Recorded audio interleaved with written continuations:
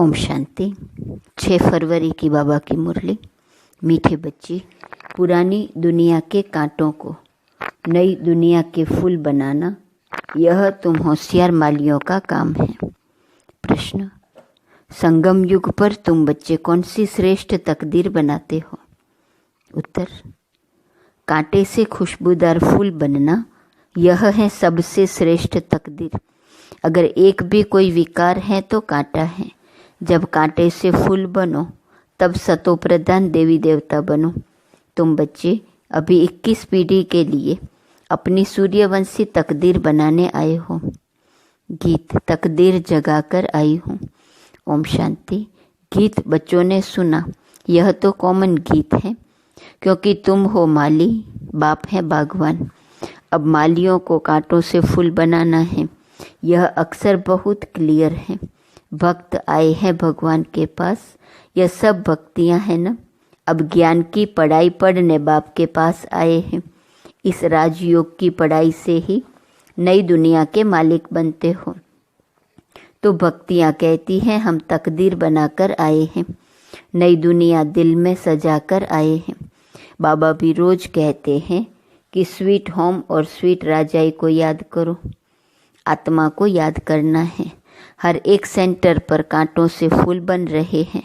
फूलों में भी नंबरवार होते हैं ना।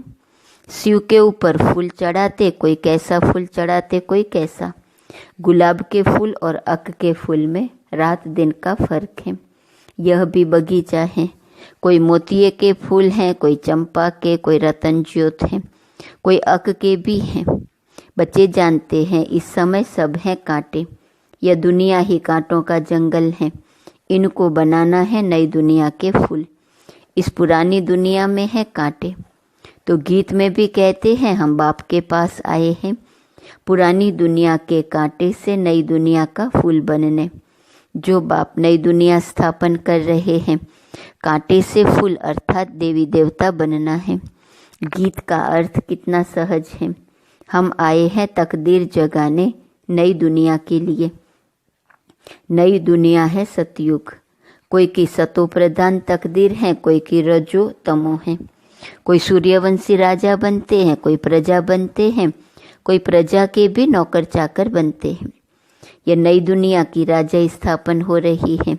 स्कूल में तकदीर जगाने जाते हैं ना। यहाँ तो है नई दुनिया की बात। इस पुरानी दुनिया में क्या तकदीर बनाएंगे? तुम भविष्य नई दुनिया में देवता बनने की तकदीर बना रहे हो। जिन देवताओं को सभी नमन करते आए हैं, हम ही सो देवता पूज्य थे, फिर हम ही पुजारी बने हैं। 21 जन्मों का वर्षा बाप से मिलता है, जिसे 21 पीढ़ी कहा जाता है। पीढ़ी वृद्ध अवस्था तक को कहा जाता है। बाप 21 पीढ़ी का वर्षा देते हैं, क्योंकि युवा अवस्था में व बचपन में बीच में अकाले मृत्यु कभी होता नहीं, इसलिए उनको कहा जाता है अमर लोक। यह है मृत्यु लोक, रावण राज्य। यहाँ हर एक में विकारों की प्रवेशता है। जिसमें कोई भी एक विकार है, कोई एक भी विकार है तो कांटे हुए ना। बाप समझेंगे माली रॉयल खुशबूदार फूल बनाना नहीं जानते हैं। माली अच्छा होगा तो अच्छे अच्छे फूल तैयार करेंगे। विजय माला में पिरोने लायक फूल चाहिए।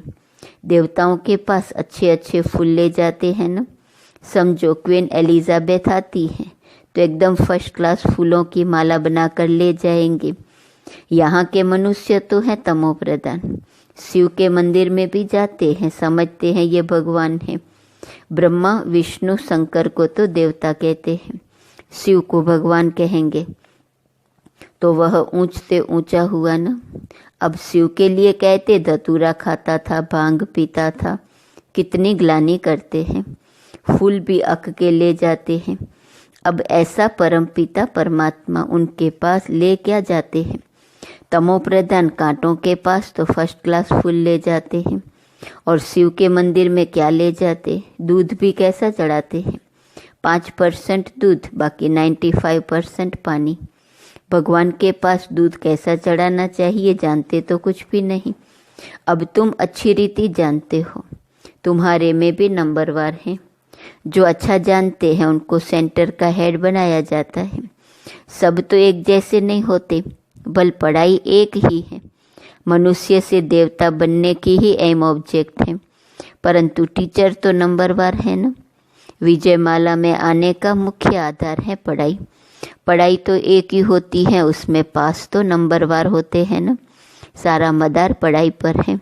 कोई तो विजयमाला के 8 दानों में आते हैं, कोई 108 में, कोई 16,108 में।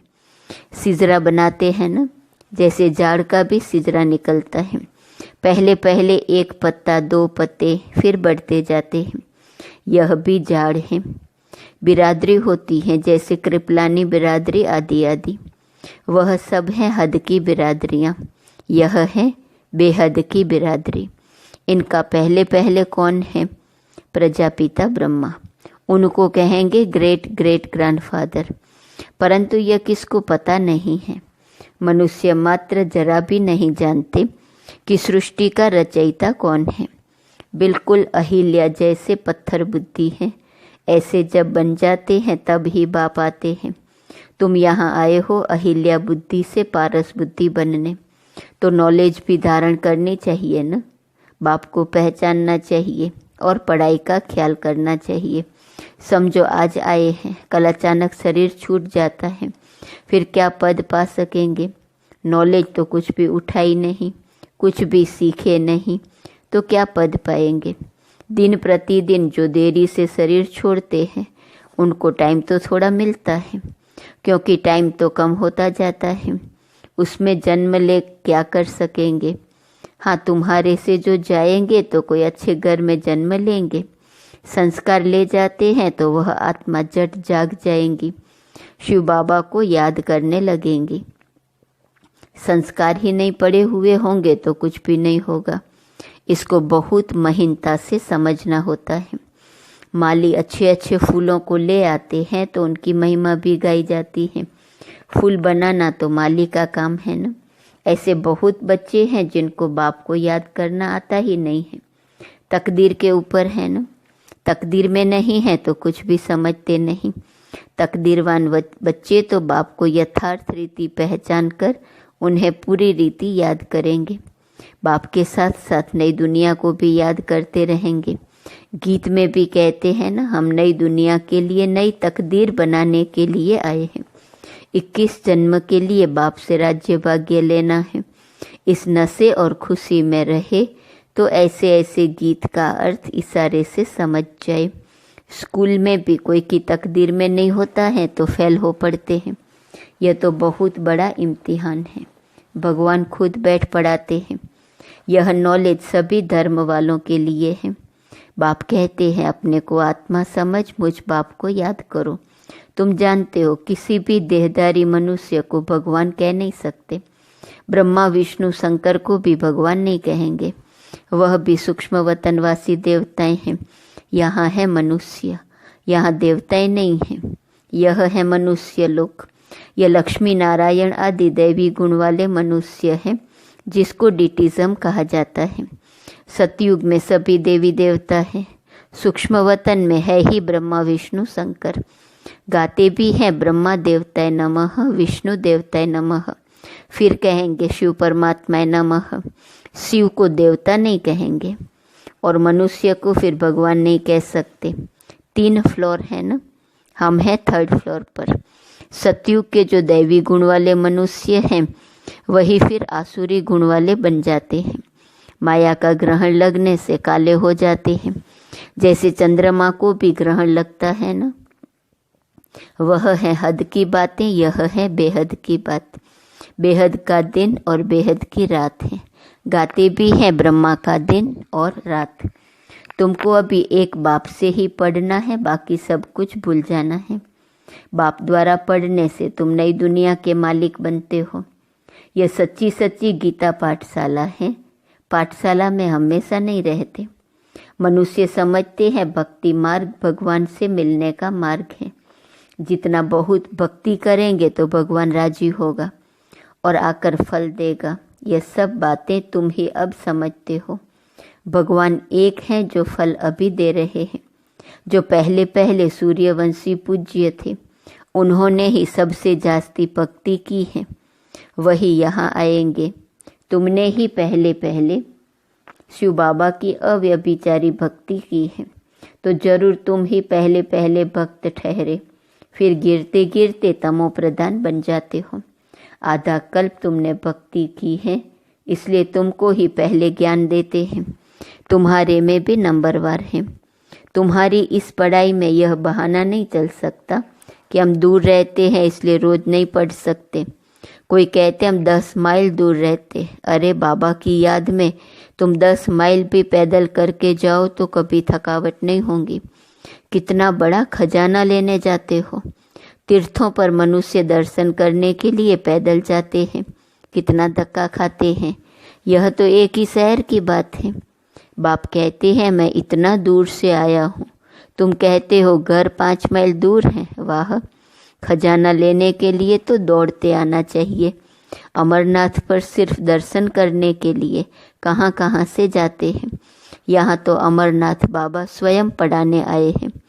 तुमको विश्व का मालिक बनाने आया हूँ, तुम बहाना करते रहते हो। सवेरे अमृत वेले तो कोई भी आ सकते हैं, उस समय कोई डर नहीं है, कोई तुमको लूटेंगे भी नहीं। अगर कोई चीज जेवर आदि होंगे तो छीनेंगे। चोरों को चाहिए ही धन पदार्थ, परंतु किसकी तकदीर में नहीं है तो फिर बहाने बहुत बनाते हैं। पढ़ते नहीं तो अपना पद गंवाते हैं। बाप आते भी भारत में है, भारत को ही स्वर्ग बनाते हैं। सेकंड में जीवन मुक्ति का रास्ता बताते हैं। परंतु कोई पुरुषार्थ भी करे न, कदम ही नहीं उठाएंगे तो पहुंच कैसे सकेंगे। तुम बच्चे समझते हो कि यह है आत्माओं और परमात्मा का मेला। बाप के पास आए हैं स्वर्ग का वर्षा लेने। नई दुनिया की स्थापना हो रही है। स्थापना पूरी हुई और विनाश शुरू हो जाएगा। यह वही महाभारत की लड़ाई है न। अच्छा, मीठे मीठे सिकिलते बच्चों प्रति माता पिता बाप दादा का याद प्यार और गुड मॉर्निंग। रूहानी बाप की रूहानी बच्चों को नमस्ते। रूहानी बच्चों की रूहानी बाप को नमस्ते नमस्ते नमस्ते। धारणा के लिए मुख्य सार है। पहली पॉइंट, बाप जो ज्ञान का खजाना दे रहे हैं उसको लेने के लिए दौड़ दौड़ कर आना है। इसमें किसी भी प्रकार का बहाना नहीं देना है। बाप की याद में 10 माइल भी पैदल चलने से थकावट नहीं होगी। दूसरी पॉइंट, विजय माला में आने का आधार पढ़ाई है। पढ़ाई पर पूरा ध्यान देना है। कांटों को फूल बनाने की सेवा करनी है। स्वीट होम और स्वीट राजाई को याद करना है। वरदान, संगम युग के महत्व को जान। एक का अनगिनत बार रिटर्न प्राप्त करने वाले सर्व प्राप्ति संपन्न भव। संगम युग पर बाप दादा का वायदा है, 1-2 लाख लो। जैसे सर्वश्रेष्ठ समय, सर्वश्रेष्ठ जन्म, सर्वश्रेष्ठ टाइटल इस समय के हैं, वैसे सर्व प्राप्तियों का अनुभव अभी ही होता है। अभी एक का सिर्फ लाख गुना नहीं मिलता, लेकिन जब चाहो, जैसे चाहो, जो चाहो, बाप सर्वेंट रूप में बांधे हुए हैं। एक का अनगिनत बार रिटर्न मिल जाता है, क्योंकि वर्तमान समय वरदाता ही आपका है। जब बीज आपके हाथ में है तो बीज द्वारा जो चाहो वह सेकंड में लेकर सर्व प्राप्तियों से संपन्न बन सकते हो। स्लोगन, कैसी भी परिस्थिति हो, परिस्थिति चली जाए लेकिन खुशी नहीं जाए। आज का स्वमान है, मैं सदा एक व्रता हूँ। अव्यक्त इशारे की पॉइंट 6 फरवरी। एकता और एकाग्रता यह दोनों श्रेष्ठ भुजाएं हैं कार्य करने के लिए सफलता की। एकाग्रता अर्थात सदा निर्व्यर्थ संकल्प निर्विकल्प। जहाँ एकता और एकाग्रता है वहाँ सफलता गले का हार है। वरदाता को एक शब्द प्यारा है, एक व्रता, एक बल, एक भरोसा, साथ साथ एक मत, न मनमत न परमत, एक रस, न और कोई व्यक्ति, न वैभव का रस। ऐसे ही एकता एकांत प्रिय। ओम